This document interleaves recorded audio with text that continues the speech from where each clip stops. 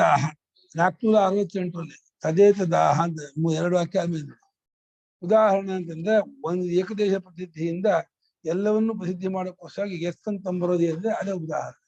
ಅದನ್ನ ಹೇಳ್ತದೆ. ಯದಗ್ನೇ ತ್ರಿವಿಕ್ರತಸ್ಯ ರೋಹಿತಂ ರೂಪಂ ಪ್ರಸಿದ್ಧಂ ಲೋಕೆ ತದತ್ಯುತ್ಕೃತಸ್ಯ ತೇಜಸೋ ರೂಪಮಿತಿ ವಿದ್ಧಿ. ಅಗ್ನಿಯ ತ್ರಿವಿಕೃತವಾದಂತಹ ಅಗ್ನಿಯ ಕೆಂಪು ಬಣ್ಣ ಏನ್ ಬರ್ತಾ ಇದೆ ಅದು ತ್ರಿವಿಕೃತವಲ್ಲದೆ ಇರತಕ್ಕಂತಹ ತೇಜಸ್ಸಿನ ರೂಪ ಅಂತ ಹೇಳಿ ತಿಳ್ಕೊಳ್ಳೋದನ್ನ. ಅಗ್ನಿಯಲ್ಲಿ ಕೆಂಪು ಬಣ್ಣ ಕಾಣುತ್ತೆ. ಆ ಕೆಂಪು ಬಣ್ಣ ಯಾವ್ದು ಅಗ್ನಿದಲ್ಲ, ಅದು ತೇಜಸ್ಸಿಂದು. ಆ ತೇಜಸ್ಸಿಂತದ್ದು ಅತ್ಯುತ್ಕೃತವಾದ ತ್ರಿವಿಕೃತವಾಗದೇ ಇರುವ ತೇಜಸ್ಸಿನ ಬಣ್ಣ ತ್ರಿವಿಕೃತವಾದ ಅಗ್ನಿಯಲ್ಲಿ ತೋರ್ತಾ ಇದೆ ಕೆಂಪು ಬಣ್ಣ.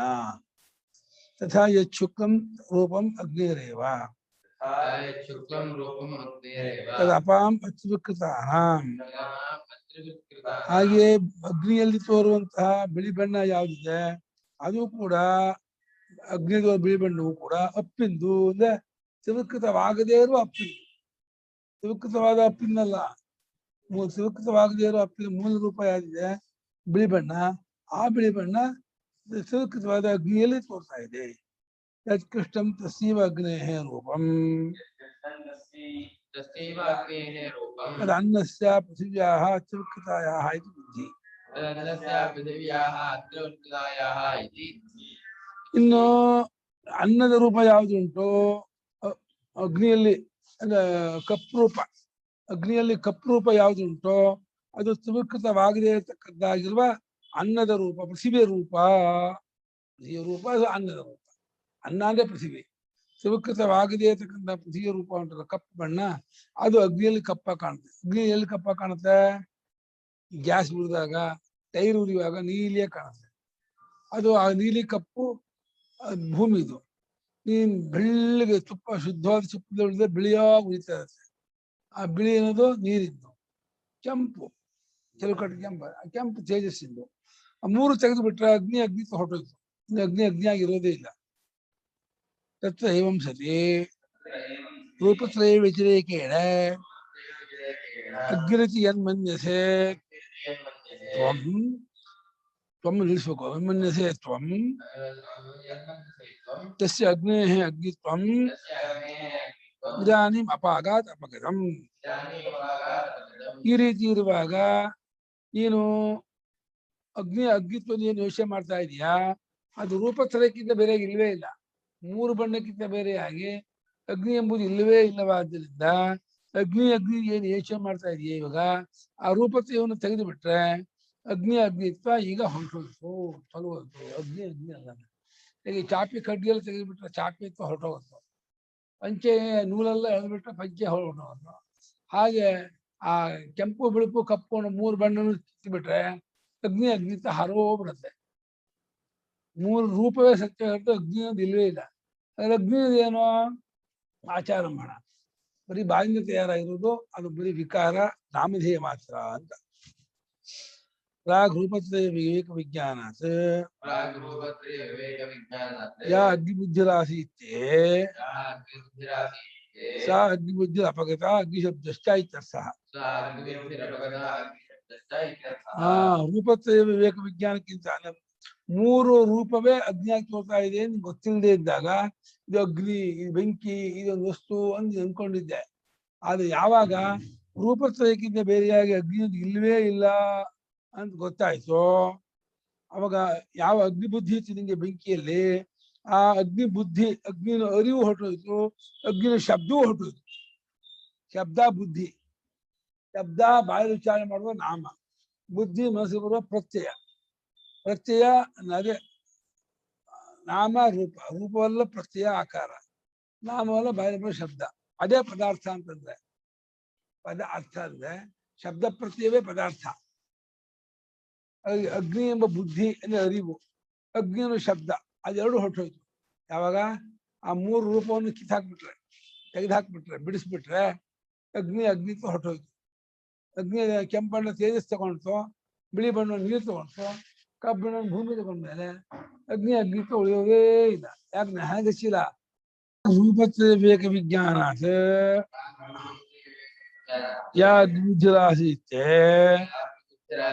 ಅದು ಹೋಯ್ತು, ಆಯ್ತು. ಯಥಾ ದೃಶ್ಯಮಾನ ರಕ್ತೋಪಾದಾನ ಸಂಯುಕ್ತ ಸ್ಫಟಿಕ ಗೃಹ್ಯಮಾಣ ಪದ್ಮರಾಗೋಯಮಿತಿ ಶಬ್ದಬುದ್ಧ್ಯೋ ಪ್ರಯೋಜಕೋ ಭವತಿ. ಪ್ರಾಗ್ ಉಪಧಾನ ಸ್ಫಟಿಕಯೋಃ ವಿವೇಕ ವಿವೇಕ ವಿಜ್ಞಾನಾತ್ ತದ್ವಿವೇಕ ವಿಜ್ಞಾನೇ ತೋ ಪದ್ಮರಾಗ ಶಬ್ದ ಬುದ್ಧಿ ನಿವರ್ತೇತೆ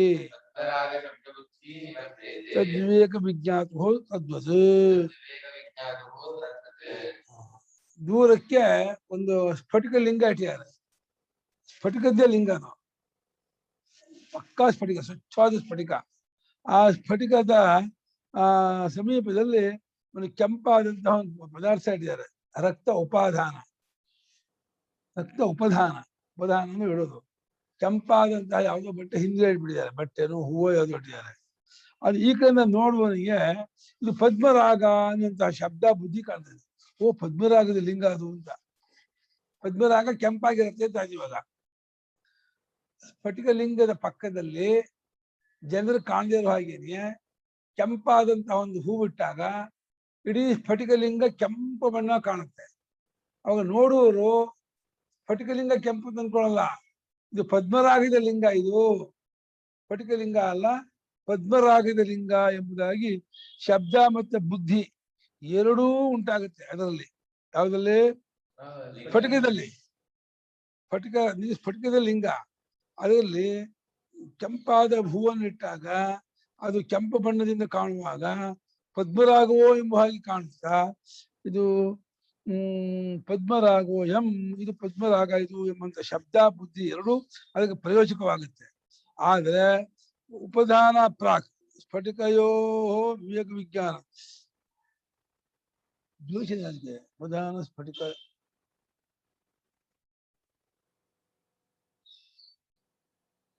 ಯೋಚನೆ ಇದೆ, ಅದಕ್ಕೆ ಉಪಧಾನ ಸ್ಫಟಿಕ ವಿವೇಕ ವಿಜ್ಞಾನ.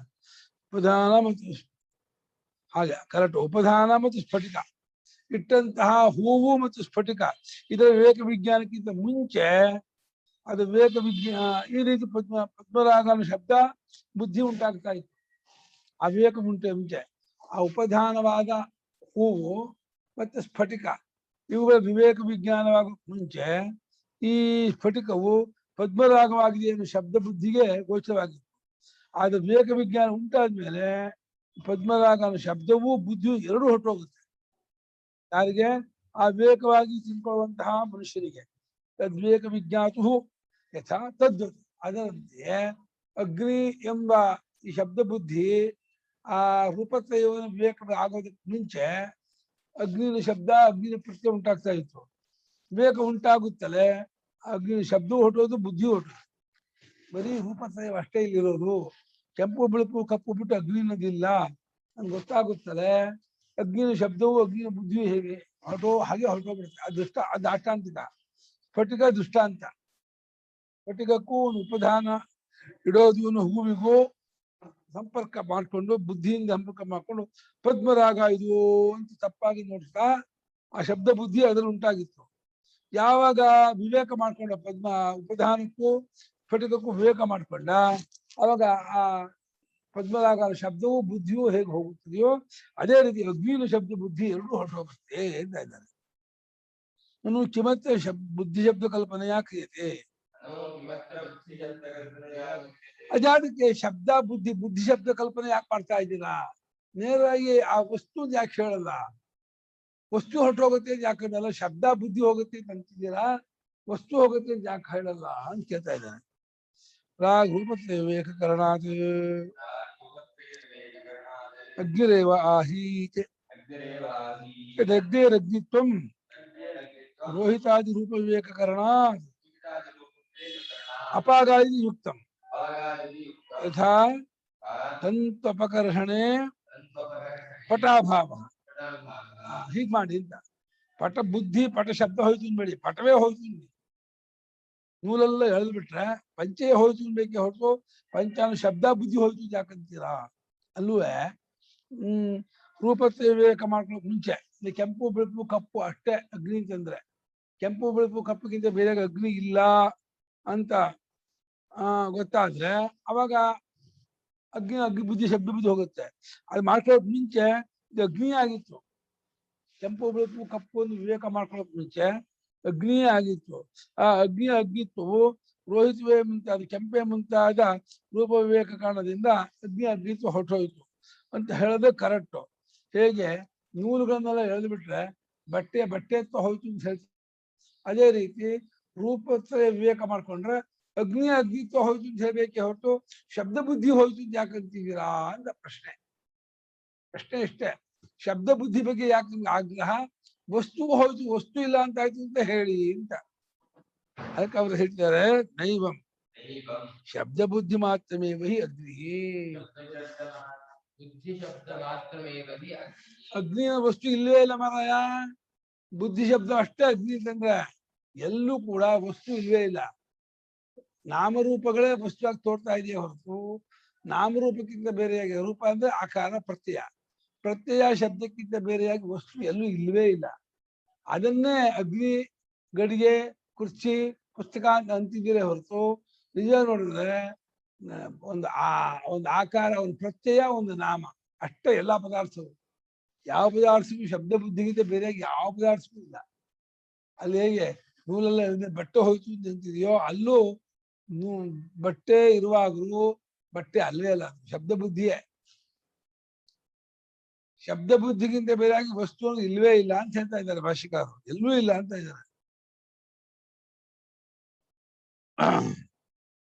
ಅಗ್ನಿ ಎಂಬುದು ಬುದ್ಧಿ ಶಬ್ದ ಮಾತ್ರವಷ್ಟೇ ಹೊರತು ವಿವೇಕ ಮಾಡ್ಕೊಳ್ದೇ ಇರೋ ಎರಡು ಸಂದರ್ಭದಲ್ಲೂ ಬುದ್ಧಿ ಶಬ್ದಕ್ಕಿಂತ ಬೇರೆ ಏನೂ ಇಲ್ಲ. ಕೇಳ್ಬೇಕಾ? ಸೋಮಶೇಖರ್ ಗುರುಳೆ, ಇಲ್ಲಿ ವಸ್ತು ಇದಕ್ಕೆ ಅಗ್ನಿ ಅಂತ ಯಾಕೆ ತಗೊಂಡು ಗುರುಳೆ? ಅಗ್ನಿನ ವಸ್ತುಗೆ ಇದ್ ಮಾಡ್ಕೊಳಕ್ಕೆ ಕಷ್ಟ ಆಗುತ್ತಲ್ವಾ? ನಾವಿದಕ್ಕೆ ಹೇಗೆ ಪಂಚೆ ಅಂತೀವ ಹಾಗೆ ಕೆಂಪು ಬಿಳುಪು ಕಪ್ಪು ಸೇರುವಂತ ಒಂದು ದ್ರವ್ಯಕ್ಕೆ ಅಗ್ನಿ ಅಂತಿದೀವಿ ಹೊರತು ಅಗ್ನಿ ಇಲ್ಲ ಅಂತ ಇದ್ದಾರೆ ಭಾಷಿಕಾರರು. ಕೆಂಪು ಬಿಳುಪು ಕಪ್ಪಿನ ಒಟ್ಟನ್ನೇ ಅಗ್ನಿ ಅಂತಿದ್ದೀರ ನೀವು, ಅಷ್ಟೇ ಹೊರತು ಅದು ಅಗ್ನಿ ವಸ್ತು ಇಲ್ವೇ ಇಲ್ಲ ಅಂತ. ನಾವು ಕೆಂಪು ಬಿಳುಪು ಕಪ್ಪಾದ ಬೇರೆ ಪದಾರ್ಥದಲ್ಲಿ ಅಗ್ನಿನಲ್ಲ. ಎಲ್ಲೋ ಜಾಗ ಕೆಂಪು ಬಿಳುಪು ಕಪ್ಪು ಮೂರು ವಸ್ತು ಸೇರಿದ್ದ ಜಾಗದಲ್ಲಿ ಇದು ಅಗ್ನಿ ಅನ್ನಲ್ಲ.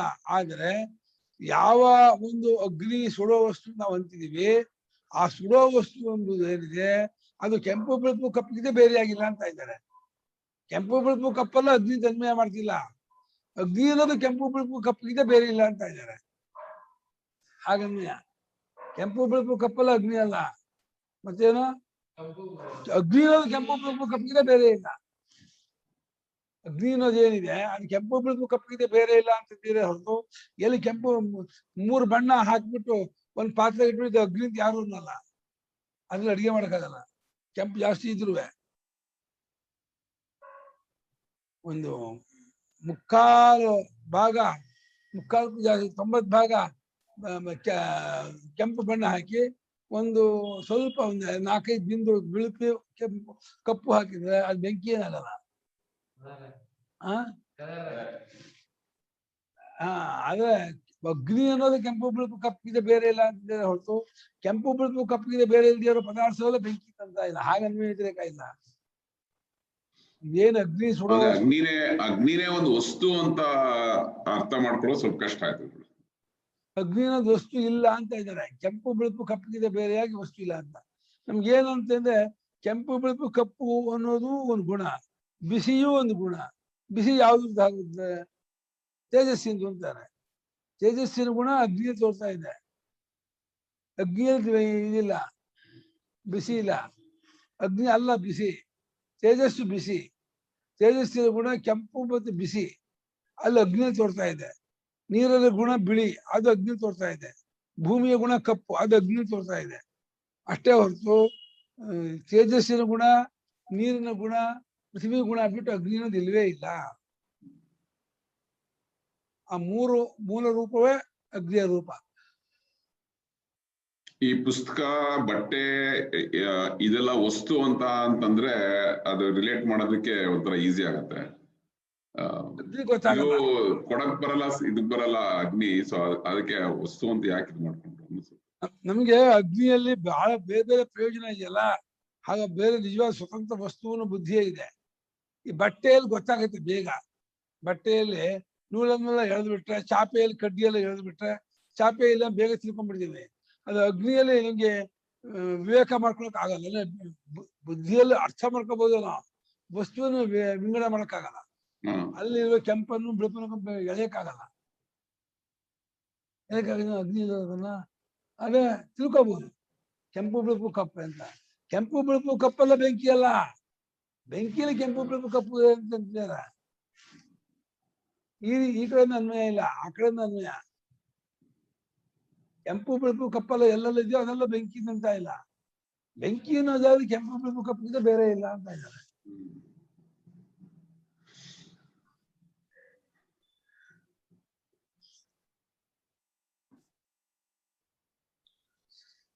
ಆಹಾ ವಾಚಾರಂಭಣಂ ಅಗ್ನಿರ್ನಾಮ ವಿಕಾರೋ ನಾಮಧೇಯಂ ನಾಮ ಮಾತೃತ್ಯರ್ಥ. ಏಕೆಂದ್ರೆ ಶ್ರುತಿ ಹೇಳುತ್ತೆ ಅಗ್ನಿರ್ನಾಮ ವಾಚಾರಂಭಣಂ ವಿಕಾರ. ಅಗ್ನಿ ಅಗ್ನಿ ಅಂತಂದ್ರೆ ಬಾಯಿಂದ ತಯಾರಾಗಿರ್ತಕ್ಕಂಥ ಒಂದು ಕಾರ್ಯವಸ್ತು. ವಿಕಾರ ಅಂದ್ರೆ ಎಫೆಕ್ಟ್, ಕಾರ್ಯವಸ್ತು. ಹುಟ್ಟಿದ ವಸ್ತುವಿಗೆ ವಿಕಾರ ಅಂತಾರೆ. ವಿಕಾರ ಎಂಬುದು ಹುಟ್ಟಿದ ವಸ್ತು ಅನ್ನೋದು ಬಾಯಿಂದ ತಯಾರಾದದ್ದೇ ಹೊರತು ಅದಕ್ಕಿಂತ ಬೇರೆಯಾಗಿ ಅಗ್ನಿ ಅನ್ನೋದು ಅಲ್ಲಿಲ್ಲ. ಅದು ನಾಮಧೇಯ ಮಾತ್ರ. ನಾಮೈವ ನಾಮಧೇಯಂ, ಸ್ವಾರ್ಥ ಧ್ಯೇಯ ಪ್ರತ್ಯಯ.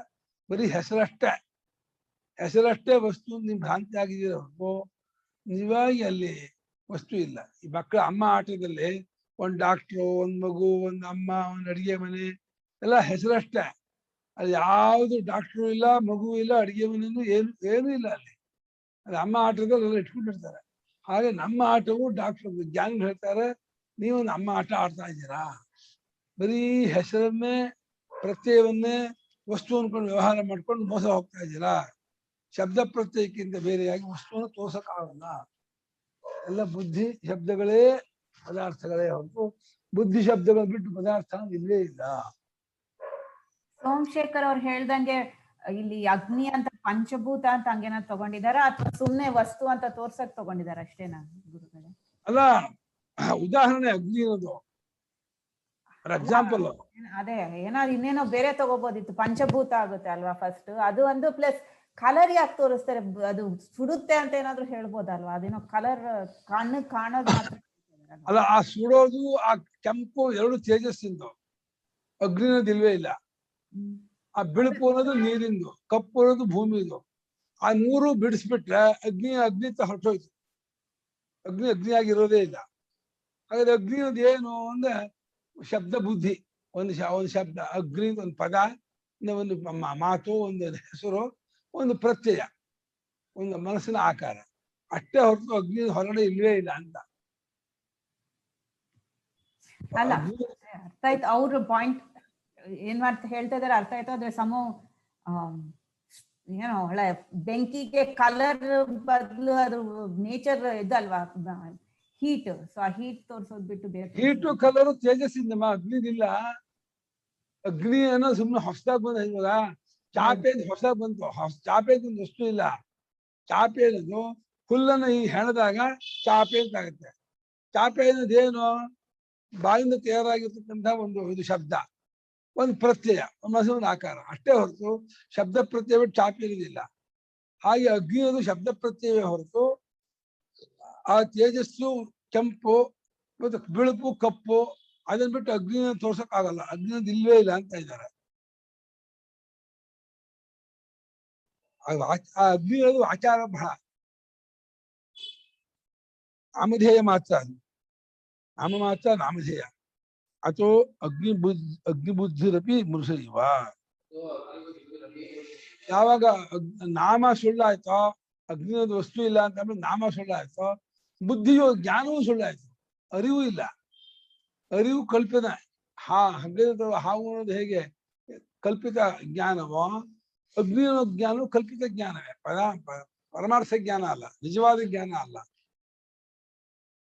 ಕಲ್ಪಿತವಾದ ಒಂದು ವಸ್ತು ಅಷ್ಟೆ. ಚಿಂತರಿಹಿತ ಸತ್ಯಂ. ಹಾಗಾದ್ರೆ ಅಲ್ಲಿ ಸತ್ಯವಾದದ್ದು ಏನು ಅಂದ್ರೆ ಸತ್ಯ ಸತ್ಯ ಎಂಬುದಾಯ್ತು. ಇದೇನು ಸತ್ಯ ಅಂತ ಹಾಗೆ ಮಾಡ್ಲಿಲ್ಲ. ಶ್ರೀನಿ ರೂಪಾಣಿ ಇತ್ಯವ ಸತ್ಯಂ ಅಂದ್ರು. ಅಣುಮಾತ್ರಮಪಿ ರೂಪತ್ರಯ ವ್ಯತಿರೇಕೇಣ ಸತ್ಯಮಸ್ತಿ ಇತ್ಯವಧಾರಣಾರ್ಥ. ರೂಪಾಣಿ ಇತ್ಯೇವ ಸತ್ಯ ಏವ ಇದೆಯಲ್ಲ ಅದಕ್ಕೆ ಇದ್ದಾರೆ ಏವ ಅಂದ್ರೆ 3 ರೂಪ ಅನ್ನೋದೇ ಸತ್ಯ. ಅಲ್ಲಿ ಅಗ್ನಿ ಬೆಂಕಿ ಅನ್ನೋದಾಗದಲ್ಲಿ ಕೆಂಪು ಬಿಳುಪು ಕಪ್ಪು 3 ರೂಪಗಳೇ ಸತ್ಯವೇ ಹೊರತು ಆ 3 ರೂಪಕ್ಕಿಂತ ಬೇರೆಯಾಗಿ ಅಣು ಮಾತ್ರ ಒಂದು ಕಿಂಚಿತ್ತು ಕೂಡ ಸ್ವಲ್ಪವೂ ಕೂಡ ಅಣು ಮಾತ್ರಕ್ಕಿಂತ ಬೇರೆಯಾಗಿ ಸತ್ಯ ಅನ್ನೋದಿಲ್ಲ ಎಂಬುದನ್ನು ಅವಧಾರಣೆ ಮಾಡಿದ ಅರ್ಥ. ಅದು ಅವಧಾರಣೆ ಮಾಡಿದ ಅರ್ಥ ಬೇಕಲ್ಲ, ಅದಕ್ಕಿಂತ ಬೇರೆಯಾಗಿ ಇಲ್ಲ ಅನ್ನೋದೇ ಅವಧಾರಣೆ ಅರ್ಥ. ಯಾವುದರ ಅವಧಾರಣೆ? ಶ್ರೀ ರೂಪಾಣಿ ಇತ್ಯೇವ ಎಂಬುದರ ಅವಧಾರಣೆ. ಆ ಅವಧಾರಣೆ ಅರ್ಥ ಏನಂದ್ರೆ 3 ರೂಪಕ್ಕಿಂತ ಬೇರೆಯಲ್ಲಿ ಏನೂ ಇಲ್ಲ, 3 ರೂಪವೇ ಅಗ್ನಿ ಅಂತ ಹೋಗ್ತಾ ಇದೆ. ಹಾಗಾದ್ ಮಾತ್ರ ಎಲ್ಲೆಲ್ಲಿ 3 ರೂಪ ಇದೆ ಅದೆಲ್ಲ ಅಗ್ನಿ ಬೇಡ, ಹಾಗನ್ವಯ ಇಲ್ಲ. 3 ರೂಪ ಇರೋದ್ರಲ್ಲಿ ಅಗ್ನಿ ಇಲ್ಲ, ಅಗ್ನಿಯಲ್ಲಿ 3 ರೂಪಕ್ಕಿಂತ ಬೇರೆ ಇಲ್ಲ ಅಂತ ಅಷ್ಟೇ ಅರ್ಥ. 3 ರೂಪ ಇರುವಂತ ಕೆಂಪು ಕಪ್ಪು ಇರೋದನ್ನ ವಸ್ತು ಕೈಲಿ ಇಟ್ಕೋಬಹುದು. ಅಥವಾ ಒಂದು ನೇರಳೆ ಹಣ್ಣಲ್ಲಿ ಸ್ವಲ್ಪ ಕೆಂಪು ರೆಡ್ಡಿಶ್ ಇದ್ದು ಸ್ವಲ್ಪ ಕಪ್ಪು ಇದ್ದು ಬಿಳಿ ಇದೆ ತಿಂತೀವಿ, ಬೆಂಕಿ ತಿನ್ನಕ್ಕಾಗತ್ತಾ? ಅದನ್ನ ತಿಂತೀವಲ್ಲ. ಕೆಂಪು ಬಿಳುಪು ಕಪ್ಪು 3 ಇದೆ ಅದನ್ನ ತಿಂತೀವಲ್ಲ. ಕೆಂಪು ಬಿಳುಪು ಕಪ್ಪಲ್ಲ ಅಗ್ನಿ ತಿಂತ ಇಲ್ಲ, ಅಗ್ನಿಯಲ್ಲಿ ಕೆಂಪು ಬಿಳುಪು ಕಪ್ಪಿಗೆ ಬೇರೆ ಇಲ್ಲ ಅಂತ ಇದ್ದಾರೆ.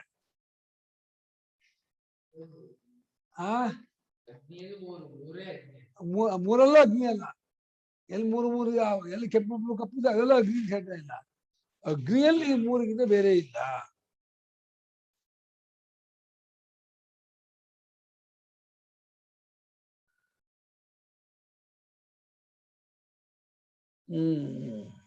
ಅವಧಾರಣಾರ್ಥ ಆಯ್ತಲ್ಲ. ಯದ್ ಆದಿತ್ಯಸ್ಯ ರೋಹಿತಗುಂ ರೂಪಂ ತೇಜಸ್ತದ್ರೂಪಂ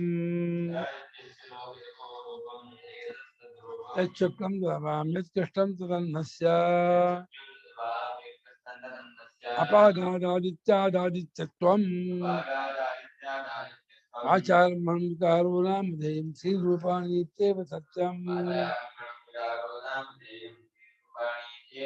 ಯಚ್ಚಂದಮಸೋ ರೋಹಿತಗುಂ ತೇಜಸ್ತದ್ರೂಪಂ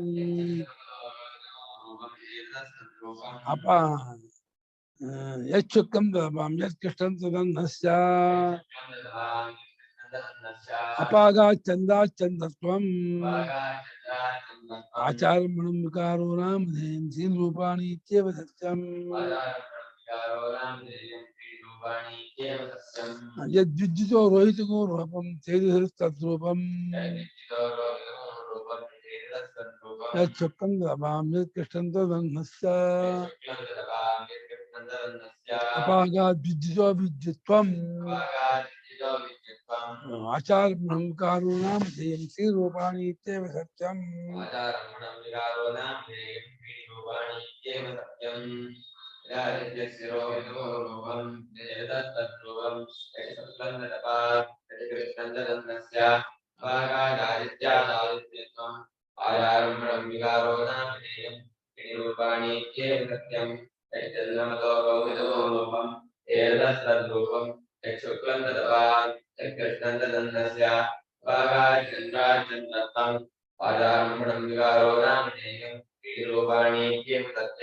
ಯದ್ವಿಜ್ಜಿತೋ ರೋಹಿತಗೋ ರೂಪಂ ತೇಜಸ್ತದ್ರೂಪಂ ಯಚ್ಚುಕ್ಲಂ ಯತ್ಕೃಷ್ಟಂ ತದನ್ನಸ್ಯ ಅಪಾಗಾದ್ವಿಜ್ಜಿತೋ ವಿಜ್ಜಿತ್ವಂ ಆಚಾರ್ಯಂ ವಿಕಾರೋ ನಾಮಧೇಯಂ ಶ್ರೀ ರೂಪಾಣಿ ಇತ್ಯೇವ ಸತ್ಯಂ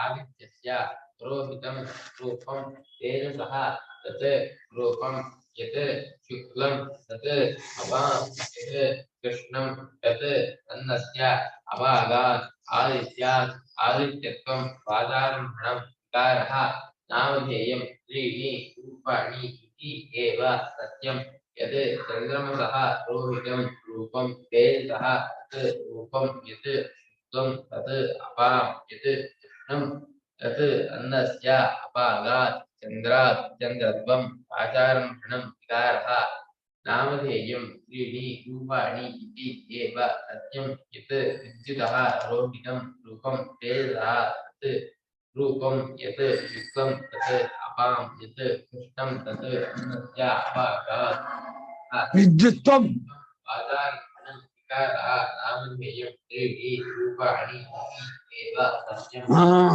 ಆದಿತ್ಯದಲ್ಲಿರ್ತಕ್ಕಂತಹ ಕೆಂಪು ಬಣ್ಣ ಯಾವುದಿದೆ ಅದು ತೇಜಸ್ಸಿಂದು, ಬಿಳಿ ಬಣ್ಣ ಯಾವುದಿದೆ ಅದು ನೀರಿಂದು, ಕಪ್ಪು ಬಣ್ಣ ಯಾವುದಿದೆ ಅದು ಭೂಮಿದು. ಈ ಮೂರು ರೂಪ ತೆಗೆದುಬಿಟ್ರೆ ಆಯ್ತಿತ್ವ ಹೊರಟೋಯ್ತು. ವಿಕಾರ ಒಂದು ಆಚಾರ ಅಷ್ಟೇ ಆಗಿದೆ. ಮೂರು ರೂಪ ಅನ್ನೋದೇ ಅಲ್ಲಿ ಸತ್ಯ.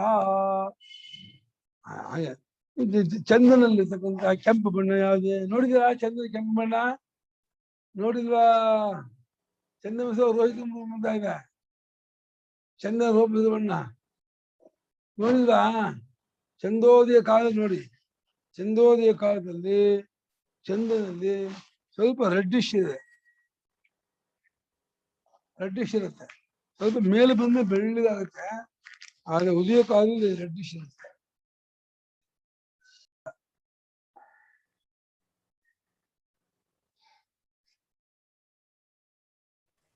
ಯಾರು ನೋಡಿಲ್ಲ ಗುರುಗಳೇ? ತೇಜು, ಶಾಶ್ವತ್ ಅವ್ರು ನೋಡಿಲ್ವಾ? ತೇಜು ಉದಯವಾಗ ನೋಡಿಲ್ವಂತೆ, ಮಧ್ಯಕ್ಕೆ ಬಂದಾಗ ನೋಡಿದಂತೆ.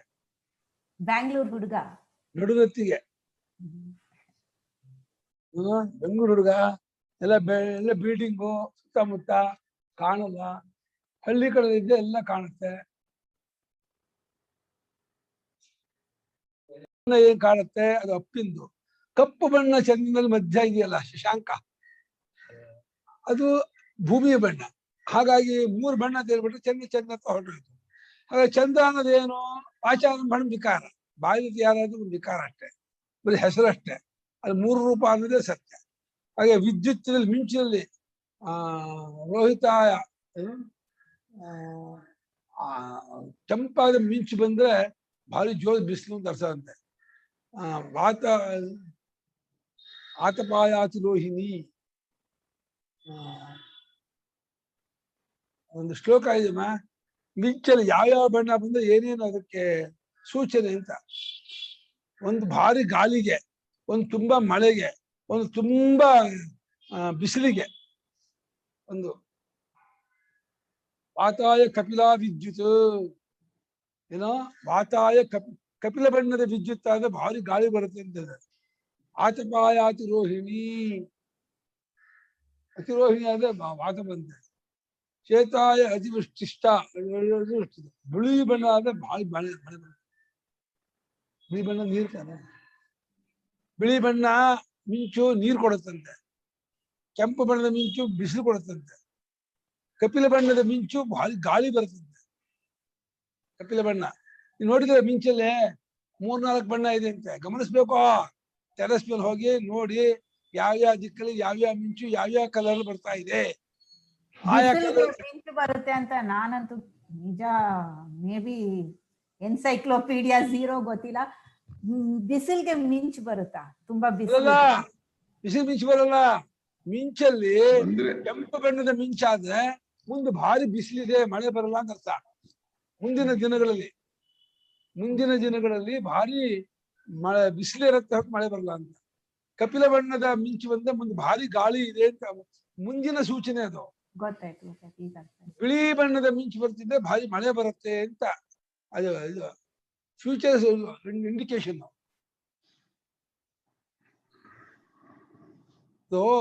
ಪತಂಜಲ ಮಹಾಭಾಷ್ಯಕಾರ ತಗೊಂಡಿದ್ದಾರೆ ಈ ಶ್ಲೋಕನ. ವಾತಾಯ ಕಪಿಲಾ ವಿದ್ಯುತ್ ಆತಪಾಯಾತಿ ರೋಹಿಣಿ ಅಂತ ಶ್ಲೋಕ.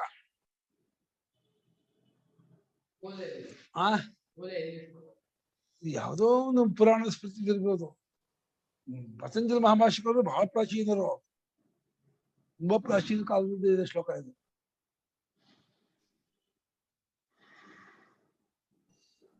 ಕೆಂಪು ಬಣ್ಣದ ಇದು ಮಿಂಚಾದ್ರೆ ಅದು ತೇಜಸ್ಸಿನ ರೂಪ, ಬಿಳಿ ಬಣ್ಣ ಆದ್ರೆ ನೀರಿಂದು, ಕಪಿಲ ಬಣ್ಣ ಕಪ್ಪಾದ್ರೆ ಭೂಮಿದು ಅಂತಾಗಿ ವಿದ್ಯುತ್ ಹೊರಟೋಯ್ತು. ವಿದ್ಯುತ್ ಬರೀ ಶಬ್ದ ಬುದ್ಧಿ ಆಯ್ತು ಹೊರತು ವಿದ್ಯುತ್ ಅನ್ನೋದ್ರಲ್ಲಿ ಇಲ್ಲ, ಬರೀ ವಾಚಾರಂಭಣ ಬಾಯಿಲಿ ತಯಾರಾಗಿರ್ತಕ್ಕದ್ದು. ಅಲ್ಲಿ ಹೆಸರಷ್ಟೇ ಇರೋದು, 3 ರೂಪ ಅನ್ನೋದೇ ಸತ್ಯ. ಮತ್ತೆ ಆ 3 ರೂಪ ಅನ್ನೋದು ಪ್ರತ್ಯೇಕಿತ ಬೇರೆ ಅಲ್ಲ, ಪ್ರತ್ಯಯ ಚೈತನ್ಯಕ್ಕಿಂತ ಬೇರೆ ಅಲ್ಲ.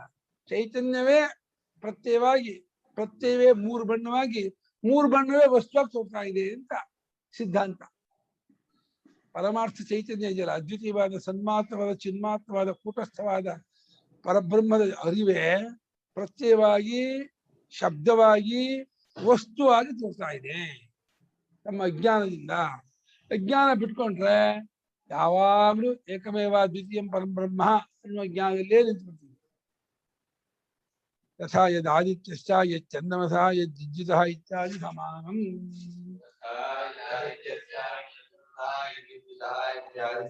ಹಾಗೆ ಆದಿತ್ಯದ 3, ಚಂದ್ರದ 3, ವಿದ್ಯುತ್ತರ 3 ಎಂಬ ಈ ಭಾಗಕ್ಕೂ ಹಿಂದಿನಂತೆ ಅಗ್ನಿಗೆ ಹೇಳಿದ ಹಾಗೇನೆ ಇದಕ್ಕೂ ಹೊಂದಿಸ್ಕೊಳ್ಳಿ, ಅರ್ಥ ಮಾಡ್ಕೊಳ್ಳಿ ಅಂದ್ರು.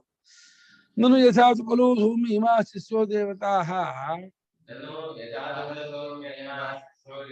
ಸರ್ವತ್ವದೇಕೈಕಾ ಭವತಿ ತನ್ಮೇ ವಿಜಾನೀಹಿ ಇತ್ಯುಕ್ತ್ವಾ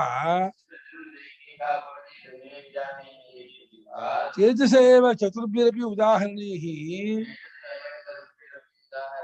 ಅಜ್ಞಾದಿಭಿಃ ತೀರ್ಥಕರಣಂ ದರ್ಶಿತಂ ನ ಅನನ್ಯಯೋಃ ಉದಾಹರಣಂ ದರ್ಶಿತಂ ತವತ್ಕರಣೆ. ಸಾರ್ ಏನ್ ಮಾಡ್ತಿದ್ದೀರಾ ಅಂದ್ರು. ಪೂರ್ವಪಕ್ಷಿ ಬಂದ, ನೀವು ಹೇ ಮಗು ಈ 3 ದೇವತೆಗಳೇ ಯಾವ್ದು ತೇಜೋಬನ್ನ ದೇವತೆಗಳೇ 3 ಆಗಿ ಎಲ್ಲಾ ಜಾಗ ಅದೇ ತೋರ್ತಾ ಇರೋದು, ಅಂದ್ರೆ ನೀರಲ್ಲೂ ಅದೇ, ಭೂಮಿಯಲ್ಲೂ ಅದೇ, ಅಗ್ನಿಯಲ್ಲೂ ಅದೇ ಅಂತ ಈ ರೀತಿ ಪ್ರತಿಜ್ಞೆ ಮಾಡ್ಬಿಟ್ಟು ನೀವು ಅದಕ್ಕೆ ಉದಾಹರಣೆ ಕೊಡ್ತೀನಿ ಹೊರಟು 4 ಉದಾಹರಣೆಗಳಿಂದಲೂ ತೇಜೋದ್ರವ್ಯ ತಗೊಂಡ್ರೆ ಹೊರಟು ಅಪ್ಪಲ್ಲಿ 3 ತೋರಿಸ್ಲಿಲ್ಲ, ಭೂಮಿಯಲ್ಲಿ 3 ತೋರಿಸ್ಲೇ ಇಲ್ಲ ನೀವು. ಅಪ್ಪಲ್ಲಿ ಯದ್ರೋಹಿತಂ ರೂಪಂ ತತ್ ತೇಜಸಸ್ತದ್ರೂಪಂ ಯತ್ ಶುಕ್ರಂ ಅದ ಅಪಾಗಾದ ಅಪಾಮಪ್ತ್ವಂ ಅಂತ ಹೇಳ್ಬೇಕಾಗುತ್ತೆ. ಹಾಗೆ ಪೃಥಿವ್ಯಾಂ ಯದ್ ರೋಹಿತಂ ರೂಪಂ ತೇಜಸ್ತದ್ರೂಪಂ ಯತ್ ಶುಕ್ರಂ ಯತ್ ಕೃಷ್ಣಂ ಅಪಾಗ ಪೃಥಿವ್ಯಾಹ ಪೃಥಿವ್ಯತ್ವಂ ಆಚಾರ ಮಂಗಕಾರೋ ನಾಮ ರೂಪಾಣಿ ಇತ್ಯ ಹೇಳ್ಬೇಕಾಯ್ತಲ್ಲ. ಭೂಮಿಲಿ ತೋರಿಸ್ಬೋದು, ನೀರು ತೋರ್ಸಕ್ಕಾಗಲ್ಲ. ಯದಪಾಂ ರೋಹಿತಂ ರೂಪಂ ತೇಜಸ್ತದ್ರೂಪಂ ಯತ್ ಶುಕ್ರಂ ತದಪಾಂ ಯತ್ ಕೃಷ್ಣಂ ತದನ್ಯಸ್ಯ ಅಪಾಗಾದ್ ಅಪಾಂ ಅಪ್ತ್ವಂ ಅಪಾಗಾದ್ ಅಪಾಂ ಅಪ್ತ್ವಂ ರೂಪಾಣಿ ಅಪ್ಪಿನ ಅಪ್ತ್ವ ಹೊರಟೋಯ್ತು ಅಂತ ಹೇಳ್ಬೇಕಾಗಿತ್ತು. 4 ಉದಾಹರಣೆ ಕೊಟ್ಟು 4 ಉದಾಹರಣೆ ತೇಜೋದ್ರವ್ಯ ತಗೊಂಡ್ಬಿಟ್ರಿ. ಅಗ್ನಿಯೂ ತೇಜಸ್ಸು, ಆದಿತ್ಯನೂ ತೇಜಸ್ಸು, ಚಂದ್ರನೂ ತೇಜಸ್ಸು, ಮಿಂಚು ತೇಜಸ್ಸು. ಯಾಕೆ ನೀರು ಭೂಮಿ ಉದಾಹರಣೆ ಕೊಡ್ಲೇ ಇಲ್ವಲ್ಲ ಶ್ರುತಿ? ಯಾಕೆ ಎಲ್ಲದಲ್ಲೂ ಇದೇ ಇರೋದು ತೋರಿಸಿ ಉದಾಹರಣೆ ಕೊಡ್ತೀವಿ ಹೊರಟವರು, ತೇಜೋದ್ರವ್ಯ ಮಾತ್ರ ತಗೊಂಡು ಉದಾಹರಣೆ ಕೊಟ್ಬಿಟ್ಟು ಇದನ್ನ ಬಿಟ್ಬಿಡ್ತಲ್ಲ ಅಂದ್ರೆ ಅಲ್ಲಿ ತೋರ್ಸಕ್ ಆಗಲ್ಲ ಅಂತ ಶ್ರುತಿ ಕೈ ಅಲ್ಲಾಡ್ಸ. ನೀರಲ್ಲಿ ತೋರ್ಸಕ್ ಆಗಲ್ಲ, ಕಷ್ಟ, ದುರ್ಲಕ್ಷ್ಯ. ನೀರಲ್ಲಿ ಕೆಂಪಿಂದ ತೋರಿಸ್ತೀರಾ? ಕುಂಕುಮ ಹಾಕಿ ತೋರಿಸ್ಬೇಕಷ್ಟೇ. ನೀರಿಗೆ ಒಂದಷ್ಟು ಕುಂಕುಮ ಹಾಕಿಬಿಟ್ಟು ನೋಡು ಈ ಕೆಂಪಣ್ಣ ಇದೆಯಲ್ಲ ನೀರಿಂದು, ಇದು ತೇಜಸ್ಸಿಂದು. ಆಮೇಲೆ ನೀರಿನ ಬಿಳುಪಣ್ಣ ಇದೆಯಲ್ಲ ಅದು ನೀರಿಂದು. ಸ್ವಲ್ಪ ಇದು ಹಾಕ್ಬಿಟ್ಟು ಕಪ್ಪು ಹಾಕಿದ್ರೆ ಭಸ್ಮ ಹಾಕಿದ್ರೆ ಕಪ್ಪಾಗತ್ತಲ್ಲ, ಇದು ಭೂಮಿದು ಅಂತ. ಭಸ್ಮಾನು ಕುಂಕುಮಾನು ಹಾಕಿಬಿಟ್ಟು ತೋರ್ಸ್ಬೇಕೆ ಹೊರತು ನೀರಲ್ಲಿ ಬರೀ ನೀರಲ್ಲಿ 3 ತೋರ್ಸಕ್ ಆಗೋದೇ ಇಲ್ಲ. ಅದಕ್ಕೆ ಶ್ರುತಿ ಬುದ್ಧಿವಂತಿಕೆ ಏನ್ ಮಾಡ್ತೋ ಹಾರ್ಕೊಂಡ್ಬಿಡ್ತು ತೇಜೋದ್ರವ್ಯಕ್ಕೆ. ಅಂದ್ರೆ ಏನಾಯ್ತು, ವೀಕ್ನೆಸ್ ಶ್ರುತಿಗೆ ಆಗದೆ ಒಂದು ವೀಕ್ನೆಸ್ ಬಂತಲ್ಲ. ಭಾಷಿಕಾರ ಬೇರೆ ಉತ್ತರ ಕೊಡ್ತಾರೆ, ನಾನ್ ಸುಮ್ಮನೆ ಈ ಉತ್ತರ ಕೊಟ್ಟೆ, ಭಾಷಿಕಾರ ಈ ಉತ್ತರ ಕೊಡಲ್ಲ. ನೈಷ ದೋಷ ಅಬನ್ನ ವಿಷಯಾನ್ಯಪಿ ಉದಾಹರಣಾನಿ ಏವಮೇವ ಚ ದ್ರಷ್ಟವ್ಯಾನಿ ಇತಿ ಮನ್ಯತೆ ಶ್ರುತಿ.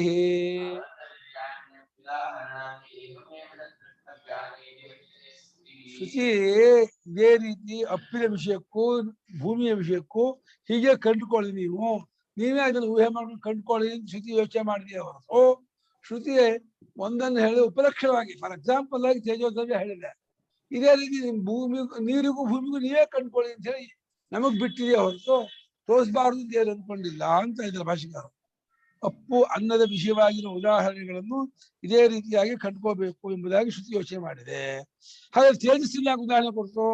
ತೇಜಸ್ಸ ಉದಾಹರಣೆ ಉಪಲಕ್ಷಣಾರ್ಥಂ ರೂಪವತ್ವ ಸ್ಪಷ್ಟಾರ್ಥತ್ವ ಭವತ್ತೇಶ್ಚ.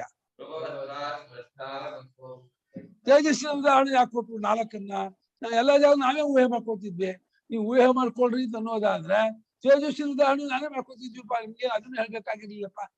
ನಮಗೆ ನೀವು ಬಿಡೋದಾದ್ರೆ ನಾವೇ ಹೆಂಗ ಮಾಡ್ಕೊತಿದ್ವಿ. ಆ ತೇಜಸ್ಸು 4 ಹೇಳ್ಬಿಟ್ಟು ಹೇಳ್ಬೇಕಾಗಿತ್ತ ಅಂದ್ರೆ ಅಲ್ಲ. ತೇಜೋದಲ್ಲಿ ರೂಪ ಉಳ್ಳದು ಕಣ್ಣಿಗೆ ಬೇಗ ಎಟ್ಕತ್ತೆ, ಸ್ಪಷ್ಟ. ಅದನ್ನ ನೀರಲ್ಲೂ ರೂಪ ಇದೆ, ಭೂಮಿಲೂ ರೂಪ ಇದೆ. ನೀರಿನ ರೂಪ ತೇಜಸ್ಸಿದೆ, ಭೂಮಿ ರೂಪವು ತೇಜಸ್ಸಿದೆ. ನೀರಿನ ರೂಪ ಇಲ್ಲ, ಭೂಮಿಗೂ ರೂಪ ಇಲ್ಲ, ಎಲ್ಲಾ ರೂಪವು ತೇಜಸ್ಸಿಂದು. ಆದ್ರಿಂದ ಅದನ್ನ ಕೊಡಕ್ ಬರೋಲ್ಲ. ತೇಜಸ್ಸಿನ ರೂಪ ಕಣ್ಣಿಗೆ ಕಾಣುತ್ತೆ, ಸ್ಪಷ್ಟಾರ್ಥವಾಗಿದೆ. ಇದ್ದೇ ಬರ್ತಿದ್ಯಾ? ಎಳಿತಾ ಇಲ್ಲ. ಉದಾಹರಣೆ ಉಪಲಕ್ಷಣಾರ್ಥಂ ಅಂದ್ರು. ತೇಜಸ್ಸಿನ ಉದಾಹರಣೆ ಉಪಲಕ್ಷಣ. ಉಪಲಕ್ಷಣ ಅಂದ್ರೆ ಏನೋ? ಫಾರ್ ಎಕ್ಸಾಂಪಲ್ ಅಂತ ಅರ್ಥ. ಉಪಲಕ್ಷಣ ನಾಮ ಫಾರ್ ಎಕ್ಸಾಂಪಲ್, ಗುರುತಿಗಾಗಿ. ಈಗ ಅನ್ನ ತಪ್ಪಲೆಯಲ್ಲಿ ಮಾಡುವಾಗ 1-2 ಅಗಳು ತಗೊಂಡು ಮೆತ್ತಗಾಗಿದೆ ನೋಡ್ತಾರೆ. ಮೆತ್ತಗಾಗಿದೆ, ಅನ್ನ ಆಗಿದೆ ಅಂತ ಹೇಳ್ಬಿಟ್ಟು ಅದನ್ನ ಇಳಿಸ್ಬಿಟ್ಟು ಆ ಗಂಜಿನ ಬಸಿತಾರೆ. ಈ ಕಾಲದಲ್ಲಿ ಇಲ್ಲ ಬಸಿಯೋದು. ಹಿಂದಿನ ಕಾಲದಲ್ಲಿ ರೋಮಿ ಅಂತ ಒಂದು ಮರದ್ದು ಅದು ತಟ್ಟೆ, ರೋಮಿ ಅಂತ ಆ ಮರದ ತಟ್ಟೆ ಇಟ್ಬಿಟ್ಟು ಆ ಬಟ್ಟೆಯಲ್ಲಿ ಹಿಡ್ಕೊಂಡು ಆ ಅನ್ನವನ್ನು ಬಸಿಬಿಟ್ರೆ ಆ ಗಂಜಿ ಇದೆಯಲ್ಲ, ಆ ಗಂಜಿಗೆ ಒಂದ್ ಸ್ವಲ್ಪ ಮೊಸರು ಮಜ್ಜಿಗೆ ಹಾಕ್ಬಿಟ್ಟು ಆ ಒಗ್ಗರಣೆ ಹಾಕ್ಬಿಟ್ರೆ, ಉಪ್ಪು ಹಾಕ್ಬಿಟ್ಟು ಏನ್ ಟೇಸ್ಟ್ ಇರ್ತಿರೋದು. ಈ ಕಾಲದಲ್ಲಿ ಅವ್ರಿಗೆ ಗೊತ್ತೇ ಇಲ್ಲ. ಅನ್ನ ತುಂಬಾ ಒಳ್ಳೇದಂತೆ ಗುರುಗಳೇ. ಅದ್ರಲ್ಲಿ ತುಂಬಾ ವೈಟಮಿನ್ಸ್ ಎಲ್ಲ ಇರುತ್ತಂತೆ. ಬಹಳ ಚೆನ್ನಾಗಿರುತ್ತೆ ಮಧು. ಏನ್ ರುಚಿ ಗೊತ್ತ? ನಮ್ಮ ಹಳ್ಳಿ ಮಾಡೋರು ದೇವ ಆ ಗಂಜಿ ಬಸ್ಬಿಟ್ಟು ಅದಕ್ಕೆ ಇನ್ನಷ್ಟು ಮೊಸರು ಹಾಕಿ, ಇದು ಸಪ್ಪೆ ಮೊಸರು ಹಾಕ್ಬಿಟ್ಟು, ಆಮೇಲೆ ತುಪ್ಪ, ಜೀರಿಗೆ, ಸ್ವಲ್ಪ ಇದು ಮೆಣಸಿನ ಹಸಿಮೆಣಸಿನಕಾಯಿ ಎಲ್ಲ ಹಾಕ್ಬಿಟ್ಟು ಅದು ಚಿಂಗಿ ಮಾಡ್ಬಿಟ್ಟು ಎಲ್ಲರಿಗೂ 2 ಸೌಟ್ ಹಾಕೋರು. ಏನ್ ಟೇಸ್ಟ್ ಆಗಿರ್ತದೆ. ಹೊಡಿತಿದ್ವಿ, ಸೊರಿತಿದ್ವಿ, ಸೊರ್ಕೊಂಡು ಹೊಡಿತಾ ಇದ್ವಿ. ಆ ಕಾಲ ಸೇಹಿನೋ ದಿವಸ ಗತಾಹ. ಆ ದಿವಸ ಎಲ್ಲ ಹೋಗಿತ್ತು. ಏನಿದ್ರು ಎಲ್ಲ ಕುಕ್ಕರ್ ಮಯ, ನೀರೇ ಕಾಳ ಹಾಗಿಲ್ಲ.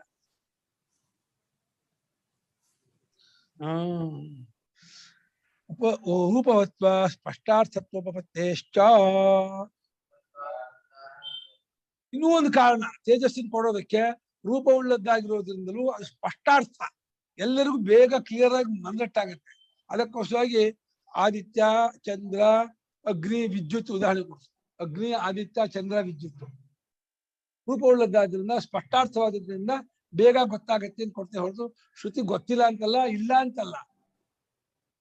ನೀವೇ ಮಾಡ್ಕೋಬಹುದು, ಈಸಿ. ಅದೇನ್ ಬಹಳ ಕಷ್ಟ ಇಲ್ಲ. ಶೋಣಭದ್ರ ನದಿ ಹೋಗಿ ನೋಡಿ, ಕೆಂಪ ಕಾಣುತ್ತೆ. ಆ ಕೆಂಪು ತೇಜಸ್ಸಿದ್ದು. ಗಂಗಾ ನದಿ ನೋಡಿ, ಬೆಳ್ಳಿ ಕಾಣುತ್ತೆ. ಆ ಬಿಳಿ ಕಪ್ಪಿದ್ದು. ಯಮುನಾ ನದಿ ನೋಡಿ, ಕಪ್ಪು ಕಾಣುತ್ತೆ. ಆ ಕಪ್ಪು ಭೂಮಿದು. ಆಯ್ತಲ್ಲ.